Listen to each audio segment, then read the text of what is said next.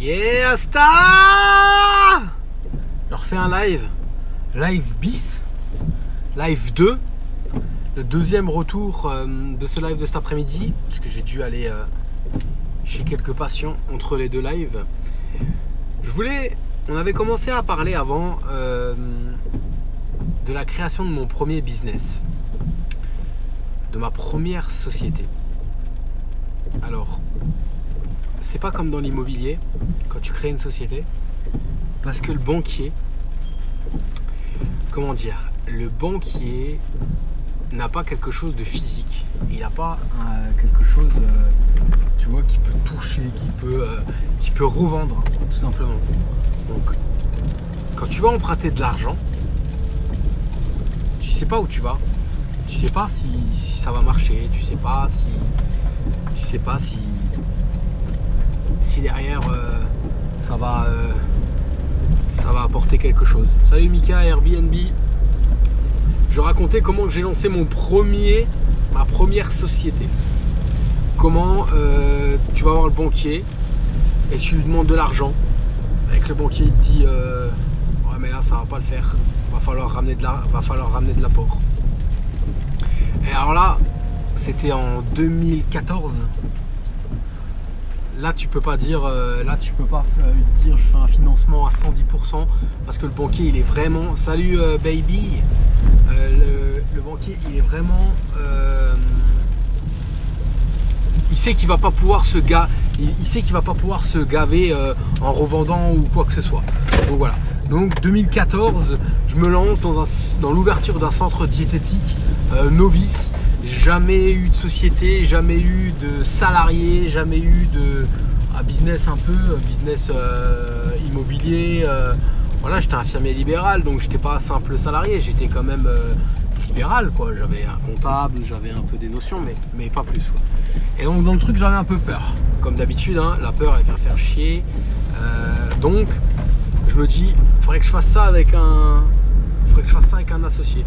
Et j'avais un petit cousin à moi qui est un de mes meilleurs amis. On se voyait souvent et lui, il est dans le business. Il est commercial. Il est commercial, il vend des meubles, il vend des lits, des choses comme ça. Et ce que j'aime chez toi, c'est que tu es un vrai bosseur et on se voile pas la face. Eh ben non, on se voit pas la face. Hein. Salut Mehdi, on est là pour on n'est pas là pour vendre du rêve et puis on est là sur du long terme, donc ça sert à rien de mentir aux gens. Donc je disais, je vais boire l'apéro chez lui un soir et j'ai dit putain, la meuf là, tu te souviens de la meuf là, elle a maigri grave, elle a perdu au moins 10 kilos. Ouais, elle a maigri aussi et tout. Putain, elle est devenue pas mal, elle a vraiment perdu et tout. Mais qu'est-ce qu'ils ont fait et tout? Ah, je crois qu'elle était à Nature House. Ah, je crois que... Non, le Mehdi, t'as pas loupé grand chose, t'inquiète. Je raconte comment qu'avec mon cousin, je dis mon cousin, c'est mon petit cousin, mais je veux dire mon cousin, on en est venu à ouvrir un business. On voyait plein de femmes qui devenaient toutes maigres, toutes belles, toutes silhouettées et tout là, tu vois, généralement elles en avaient 2-3, elles étaient un peu taillées en orangina, hein, bien que ça leur allait très bien et que j'ai rien du tout contre les femmes un peu plus formées, un peu plus avec des formes, hein. Je suis pas fan des squelettes, hein. Et du coup on se posait la question, qu'est-ce qu'elles avaient fait? Et un jour ma mère me dit, elles ont fait Nature House, c'est une franchise et tout, elles sont allées là, à cet endroit là. Genre il y avait un magasin qui était à facile 25 minutes de route de chez nous, de notre ville à nous, quoi. Et les gens, ils y allaient. Ils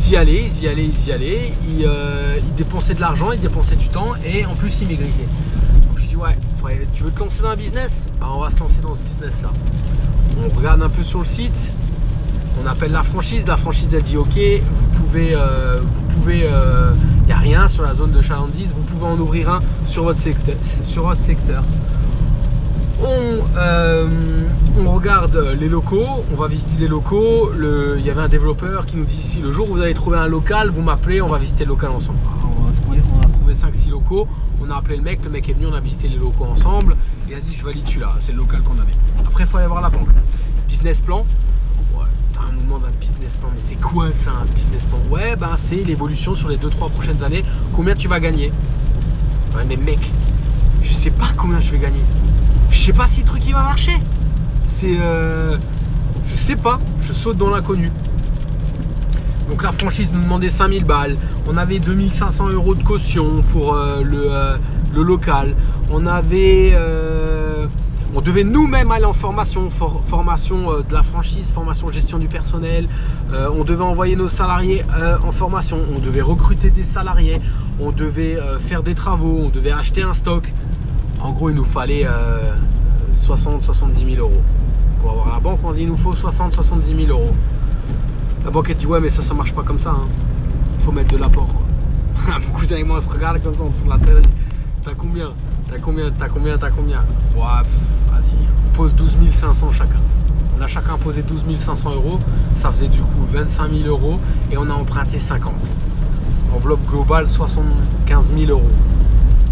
Et on s'est dit quand on est sorti de la banque, quand on a fait le virement, on s'est dit tu sais quoi? Au pire, on avait, c'était en 2014. Donc on est en quoi 2019, on avait 26 ans, 27 ans. On s'est dit au pire c'est comme si on avait planté une bagnole et que voilà et qu'on l'avait pas assuré, on avait fait les cakes, on avait acheté une grosse voiture et voilà. Au pire on avait acheté une grosse voiture, on l'avait plantée, on l'avait revendue, on avait perdu de l'argent, bref. On a un peu parlé de ça par rapport à l'argent. Donc la banque nous prête, CIC Grand Est, CIC Est. Et très bien la conseillère, depuis après elle a été mutée. Mais elle était très bien et je disais à mon cousin, elle nous dit oui à tout. Sauf qu'avant d'avoir le financement, on est allé voir d'autres banquiers. Et ceux-là, ils nous ont regardé de haut. On était là avec notre business plan, on était là. On avait mis les costards pour faire un peu plus daron, quoi, tu vois. Mais derrière, voilà. Ils croyaient pas trop en nous. Tu vois, t'avais une péteuse, je m'en souviendrai toujours. Oswald, son nom. Banque populaire. Elle s'est pété celle-là et elle les a pris de haut, mais laisse tomber. On s'est levé, le jour-là on s'est levé mon cousin et moi parce qu'on a le même âge, le même tempérament. On s'est levé, on a dit vous savez quoi, laissez tomber, vous comprenez rien, ça sert même à rien qu'on aille plus loin quoi. Donc on a laissé tomber. J'étais allé voir au Crédit Agricole ma conseillère là. Salut Laurent. Laurent, toi qui arrives sur le live, je raconte comment j'ai créé ma première société, comment je suis allé démarcher les banques pour créer mon premier magasin, mon premier centre diététique et que je m'en suis pris plein la gueule par les banquiers. J'avais 26 ans à l'époque, 27 ans et que je mettais un costard avec mon cousin, on était à 2 associés avec mon cousin pour faire plus vieux et qu'il y avait une conseillère à la BNP, non c'était où, à la Banque Populaire, elle nous a pris de haut mais un truc de ouf qu'on s'est levé et qu'on s'est dit vas-y on se casse. Et moi je lui ai dit, vous comprenez rien, donnez-moi tous les documents, ne gardez même rien à moi, rendez-moi les documents, ça sert à rien. Et j'étais allé voir ma conseillère au Crédit Agricole, alors que je gagnais déjà bien ma vie en tant qu'infirmier libéral. Et alors elle m'a tué. Je me souviens, mon cousin n'était pas dispo, j'y suis allé tout seul. Et elle me sort, oui, vous savez, monsieur Hartzheim, des salariés de nos jours, ça coûtait très cher. Et pourquoi pas essayer d'abord avec un salarié, ensuite avec 2. J'ai dit, mais écoutez, madame, c'est une franchise. Je parle français, c'est une franchise. La franchise, elle donne des règles. On est franchisé indépendant, je serai le patron, entre guillemets, mais il faut avoir plusieurs salariés. Et donc, ils nous imposent 2 salariés, ils nous imposent une diététicienne dans le bureau pour les gens qui veulent perdre du poids et une conseillère de vente devant, soit une diététicienne, soit une personne qui n'est pas diététicienne. Donc c'est 2, c'est comme ça. Mon business plan, j'ai fait mon business plan avec 2 salariés. Oui, mais vous savez, en ce moment, le business, ça va pas bien, j'en vois. Bon, après, d'un côté, voilà, j'ai déjà eu ce discours-là avec des banquiers sur l'immobilier et ça. Eux, ils voient aussi l'envers du décor. Ils voient aussi les impayés. Mais voilà. Moi, j'avais 26 ans, j'avais la fougue, j'avais la niaque, j'avais envie d'avancer, j'avais envie d'entreprendre, j'avais envie de gagner de l'argent, j'avais envie de faire une nouvelle expérience humaine. Et derrière, putain, ils m'ont pété le moral, mais un truc de ouf. Je me souviendrai toujours, toute ma vie, Et à ça, je me souviendrai comme mon prof en CM2 qui m'a dit, Mickaël, tu n'y arriveras pas. J'ai fait une vidéo à ce sujet-là sur ma chaîne YouTube. En CM2, le mec, il me dit, tu n'y arriveras pas. Toi, tu n'y arriveras pas. Putain, le mec, il vit encore, hein, mais j'ai envie d'aller le voir. Vous imaginez même pas, je lui ai écrit une lettre à ce gars-là. Bref, tout ça, ça reste dans un coin de votre cerveau. Et ça doit rester dans un coin de votre cerveau. Et ça doit vous aider. Parce que jamais de la vie, on a le droit de dire à une personne qui n'y arrivera pas. Et jamais de la vie, on dira à une personne on ne peut pas croire à son projet. Il faut lui donner un minimum de chance. Et même si une personne ne vous donne pas votre chance, vous allez vous allez voir 10 banquiers. Encore ce matin, on m'a dit, ouais, Mickaël, mon dossier, il passe pas à la banque. Je dis, ça fait combien de banques? 2 banques. Mais d'où il passe pas sur 2 banques? Moi, en ce moment, je suis en train de faire 6-7 banques pour un immeuble. Avec 2 associés en plus. Tant que t'as pas fait 35 banques, là, tu pourras dire qu'il passera pas sur 35 banques. Tant que tu n'as pas chié, que tu n'as pas fait 10 départements pour avoir 10 banquiers différents, et ben là, tu pourras dire qu'il passe pas. Bref, je reviens à mon sujet. Ma banquière du Crédit Agricole, elle me parle de ça, de ces 2 salariés, que c'est cher et tout ça, ça coûte cher, qu'il va falloir payer le chauffage, il va payer la CFF, il va falloir payer la taxe d'habitation, tout ça, c'est vrai. Je dis, mais vous savez quoi? J'ai fait un business plan, vous m'avez saoulé avec un business plan, j'ai appris comment faire un business plan, je vous ai mis tout ça dans le business plan. Et on descend les escaliers, elle me raccompagne jusque devant la porte, et elle était pas chaude, hein. Même si elle avait été chaude, elle m'avait tellement pété le moral que je voulais pas travailler avec elle. 1 an et demi après, je vais la voir, et je lui dis, alors madame?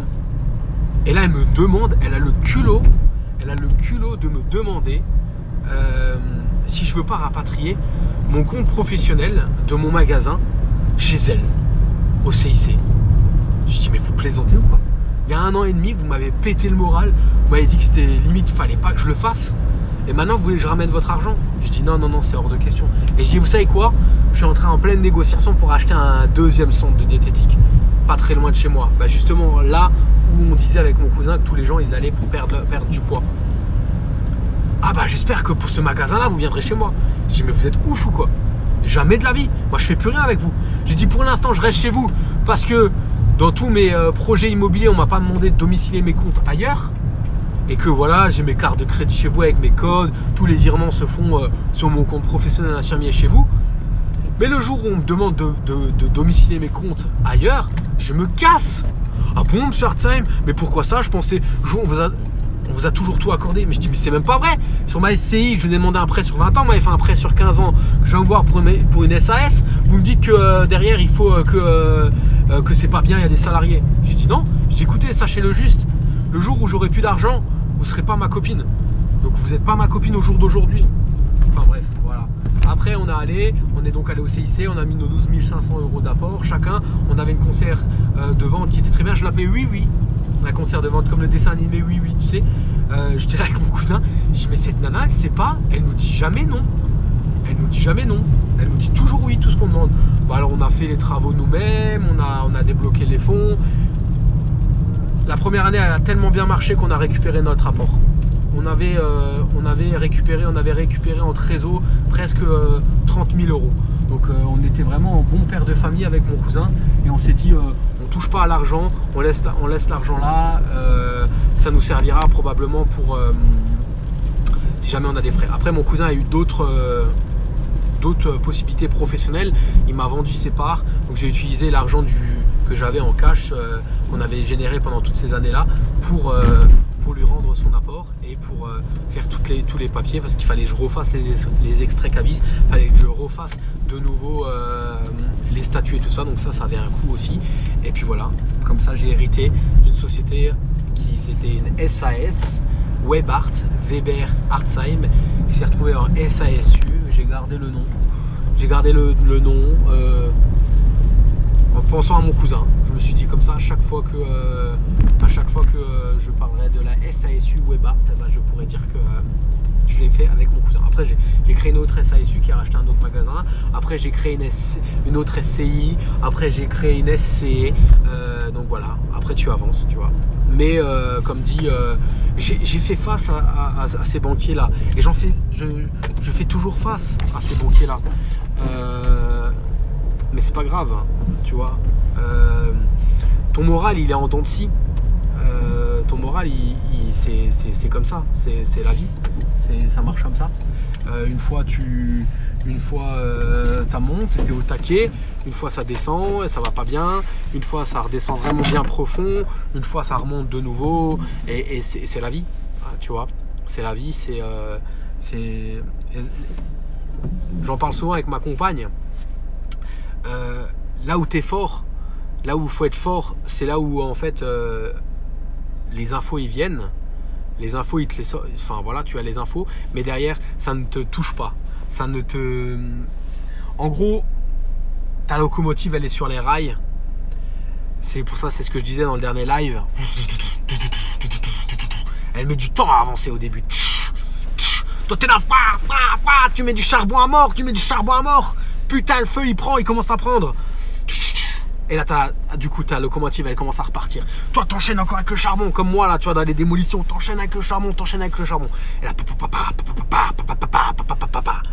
il y a du vent à gauche à droite. Au début, le vent à gauche à droite, eh ben, ça fait un peu bouger la locomotive. Eh ben, pareil, tu vois, les banquiers, les agents immobiliers, ils te font bouger. Et toi, tu continues. Tu mets du charbon, tu mets du charbon, tu mets du charbon. Et la locomotive. Et là, après, qu'est-ce qu'il y a? Il n'y a rien, il n'y a pas une brise de vent qui peut passer. Il n'y a même pas une putain de voiture sur les rails qui vont essayer de te défoncer. Pourquoi? Parce que la locomotive, tu auras mis du charbon et elle va foncer et plus rien ne l'arrêtera. Et tu sais quoi? Tu n'auras même plus besoin de mettre du charbon. Tu mettras un peu de charbon. Tu mettras un tout petit peu de charbon parce que tu auras gavé de charbon au début. Et la locomotive, elle ira tellement vite. Avant, tu mettais une pelle toutes les secondes. Tu allais à une pelle toutes les 5 secondes. Et après, tu mettrais une pelle toutes les minutes. Et après, tu mettrais une pelle toutes les demi-heures. Après, tu mettrais une pelle toutes les heures. Et après, la locomotive, elle va être sur les rails. Et il n'y aura rien qui pourra l'arrêter. C'est ça la magie du business. C'est exponentiel. La courbe, elle fait ça. Au début, tu galères. Puis tu montes même pas. Tu montes doucement là. Tu es comme ça. Tu es dans le creux après là. Des fois, tu descends, et après, tu montes. Et je vous dis, les amis, hein, moi, je vous dis ça, mais je suis loin d'être haut. Hein. De toute façon, le mec qui croit qu'il est haut, il est nulle part. Le mec qui croit qu'il est arrivé, il a même pas commencé, tu vois. Mais c'est pour ça, remise en question tout le temps. Salut Hugo, salut Enjoya, salut MB Joss. Le mec qui croit qu'il est déjà haut, il est même pas parti, tu vois. Et la remise en question, elle est juste toujours... Salut. Elle est juste toujours obligatoire, tu vois. C'est juste une obligation tout le temps. Des fois, c'est pour ça que ça fait du bien aussi de se prendre un peu, de se manger un peu des baffes dans la gueule, parce que ça te permet de retomber sur terre aussi un peu. Mais alors, le meilleur moyen, et c'est encore ce que j'ai encore capté ce matin, le meilleur moyen, à la limite, parce que tu apprends beaucoup plus de tes échecs que de tes victoires. On est d'accord, ça je pense que vous le savez. Moi j'ai loupé mon bac, j'avais la tête, mais j'étais dégoûté. J'ai loupé mon examen d'infirmier, alors là je croyais que j'allais crever. J'ai loupé mon examen, salut Chris, j'ai loupé mon examen infirmier et en même temps mon ex me quittait. Tu vois, tout ça dans une période de 1 mois et demi, tu vois. Donc là je croyais juste que j'allais crever, j'avais perdu 10 kilos. Après tu vois, tu apprends de tout ça, tu te remets en question, tu apprends. Mais le mieux encore, c'est de te poser à table et de boire une bière avec un mec qui a grave loupé et qui a réussi à rebondir après ses échecs. Et de t'imprégner de ces échecs-là pour que toi, tu les fasses pas. Du coup, t'as pas le bad de l'échec et en même temps, tu vois. Tu vois ce que je veux dire? L'échec, tu l'auras pas eu personnellement, mais tu vas pas faire les mêmes erreurs que le mec qui a fait les erreurs avant, tu vois. Tu vas utiliser ses échecs à lui et ce qu'il a appris là-dessus pour toi ne pas les faire. C'est encore mieux même, je trouve. Du coup, tu fais pas d'échecs. Tu n'as pas d'échecs, tu vois. Tu essaies d'éviter les échecs des autres. C'est pour ça que c'est bien aussi de parler des échecs. Et il y a trop de youtubeurs, de personnes sur le net qui mettent en avant que leur réussite afin de vendre des formations ou afin de ou de vendre du rêve ou même n'importe quoi, tu vois. Je pourrais aussi enfin tu sais quoi, la semaine prochaine je joue une Porsche et je dis qu'elle est à moi grâce à l'immobilier. C'est pareil. Non, en contrepartie, je vous dis quoi? Je vous dis que j'ai des fourmillements dans le coude parce que j'ai un air de bloqué. C'est comme ça. Mais c'est la vérité. Ça sert à rien de mentir. Et je roule en berlingot. Un berlingot, j'ai acheté 7000 balles. Il y a 3 places devant. Il y a le radar de recul. Il y a la clim. Et j'ai besoin de quoi d'autre? Quand je vais chez Ikea, j'ai pas besoin de louer une caisse. Quand je vais au chantier, j'ai pas besoin ma voiture, elle est nickel. Un régulateur de vitesse. Quand je vais sur l'autoroute, je peux vous faire des lives sur le régulateur de vitesse. C'est ça. C'est ça la vraie vie. Et en même temps, elle m'a coûté 7000 balles, 8000 balles je crois. Avec la carte grise, on était à 8000 je crois, il y a quelques frais. Et puis c'est tout. Je vais pas m'endetter sur je sais pas combien d'années. Je dis pas qu'un jour je me ferai plaisir. Et encore, c'est pas mon délire trop les voitures. Peut-être une décapotable, parce que quand il fait beau et que t'as une décapotable, c'est quand même la classe. C'est cool. Mais non. Je préfère vivre des aventures que me payer du matériel, tu vois. Par contre, l'iPhone, ouais. L'iPhone, les oreillettes, Apple, je suis fan. Ça, c'est clair que là, je lâche pas. Demain, ils sortent un iPhone 20, un iPhone 11 ou un iPhone 14. Je pense que je serai un des premiers à l'acheter parce que en plus, c'est mon outil de travail. C'est mon outil de travail. Sans ça, je pourrais pas vous faire des lives. Et il me faut beaucoup de gigas parce que je fais beaucoup de photos, je fais beaucoup de trucs, Voilà, je pars en couille. C'est les lives Insta. Maintenant, j'enregistre les lives Insta. Grâce à toi, Laurent, je ne sais pas si tu es encore connecté. Et je les balancerai sur YouTube en mode, je vais faire un petit onglet live. Et puis je les mettrai. J'écrirai pas live Insta parce que YouTube, je crois qu'il est en concurrence avec Insta. Du coup, je mettrai juste live et comme ça permettra de les revoir tout le temps. Je pars en couille, je parle de ça, je parle de ça, je parle de ça. Je pourrais faire des podcasts, ça serait pareil. Mais voilà, on fait comme ça.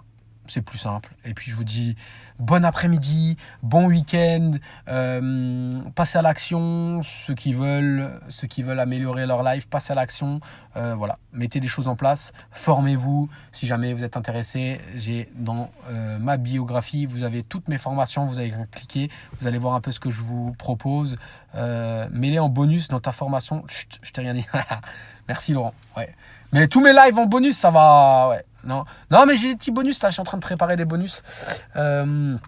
Des bonus division, des bonus location courte durée et des bonus immeubles. Je pensais, où je parle vraiment que de l'immeuble, je parle vraiment que de la division et je parle vraiment que de la location courte durée. Donc l'immeuble j'ai fait, location courte durée ça va venir, division ça viendra, le bonus viendra quand je l'aurai fait. Parce que dans mes formations, j'aime vous parler de choses que j'ai pratiquées moi-même. Voilà. Location courte durée, je ne l'ai pas fait, ça va venir, j'ai signé compromis hier. Voilà, je vais mettre les mains dans le cambouis, je vais en chier, je veux être face à toutes les problématiques qu'une personne qui va faire de la location courte durée va avoir pour justement avoir réponse à ces questions. J'ai hâte de prendre ta formation. Enfin les deux quoi. Mehdi écoute, salut Bastien, salut Jolie Périal, salut Lucas, Mehdi, RLE avec le bonus Renault Pro ça te reviendra moins cher que si tu prenais maintenant Renault Pro et après tu prends RLE ou vice versa. Fais RLE et avec le bonus Renault Pro. Voilà, avec coaching collectif sur le groupe privé bien sûr, tous les mois, voire des fois même toutes les 3 semaines en fonction des questions. Voilà. Écoutez les amis, je vous dis bon après-midi, je repars bosser, j'ai un patient qui m'attend, il regarde par la fenêtre, voilà. Donc voilà, il doit se dire qu'est-ce qu'il fait là, le mec il parle à son téléphone, il doit être ouf, c'est quand qu'il vient me mettre en pyjama, là moi j'ai envie de manger, quelle heure il est ? Ouais, 16h39, il va manger d'ici 20 minutes, donc c'est son heure à peu près. Je vais vous laisser. Merci pour toutes les personnes qui ont suivi ce live. À demain. Demain, je travaille, donc je pense live. Demain, j'ai une visite d'un appartement. L'agent immobilier m'a proposé dimanche matin. J'ai halluciné. J'ai halluciné, non, c'est un agent immobilier que je connais bien, mais c'est là que tu vois, ça match avec cet agent immobilier. Pourquoi ça match ? Parce que le mec m'a proposé d'aller visiter un appartement le dimanche matin à 10h45.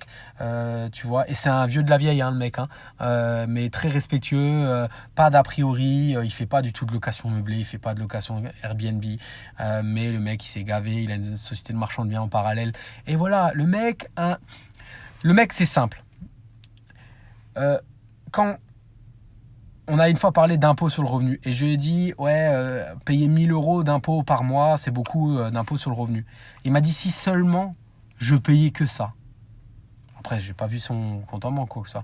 Mais je sais que c'est un marchand de biens, je sais qu'il a beaucoup d'immeubles sur Strasbourg. Et le mec, un dimanche matin, à 10h45, il bosse, le mec. Il bosse. Putain. Comme quoi, il faut bosser. Bref, j'arrête de parler parce que ça pourrait encore continuer longtemps. En plus, vous êtes 7, vous êtes bien, vous avez le feu. Merci à vous. Des petits cœurs, des petits likes. Et je vous dis bon samedi soir pour ma part. Je vais manger pizza. Une petite pizza ce soir, tranquille. Je me lève demain matin tôt. Je sors pas. Ciao, ciao.